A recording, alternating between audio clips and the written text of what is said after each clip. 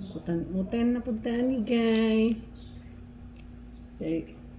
Nagsagunso naman tong siging Carney. Ano na punta sa utan. Kay kung natas balay mag-utan-utan ta. Kay inig manggawas, siyempre kana kay nigawas ka mukaon ka o say lamian sa gawas na pagkaon. Una nga. O ayan o. Litson man na. Fried nga litson nga. Drispikas isda. Kana litson o.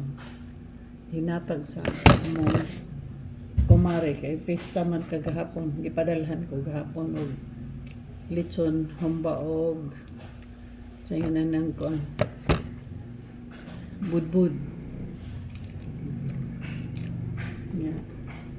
Gabi humba. Yeah. Karong buntag pipino o kamatis, yeah. Guso. Yeah. Pinirito nga muna siya litson.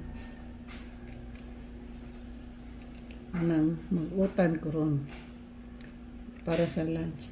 Lunch o ko ang dinner utan. Karon kamunggay. Unya miswa. Magmiswa na lang. Ana na lang yun. Lisod na kaedad na niya magpaturagas og kaon ba. Anong sa balay, sige gid minga utan. Labi na kay na labi na karon tag-uwan hinlab mo sa matang akong mga kamunggay.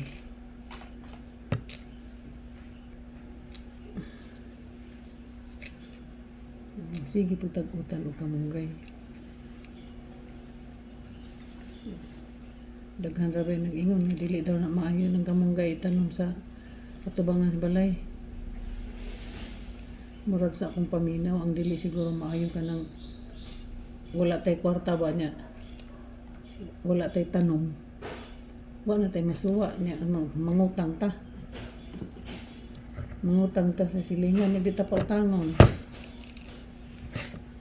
na wa tay sudan magkaon ng taglunlon rice magtanom kita kay kuno ang uban rason sinsilyo ra kuno maingkan nimo. Jesus, mangita mo putag minilyon daghang mga milyonaryo diha nga kaubo man. Dagko sila kita, dagko mo pud sila ang problema. Kita sinsilyo ra tong kita, sinsilyo ra sa atong problema. Ana ra.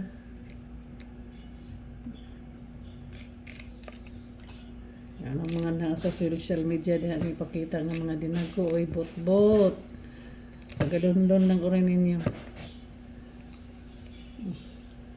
Mga nagbayad mo ni ana para daghay mo palo ninyo. Daghay mo engage sa inyo ha. Siyempre kung daghang mo follow, daghang mo engage, dagkog views.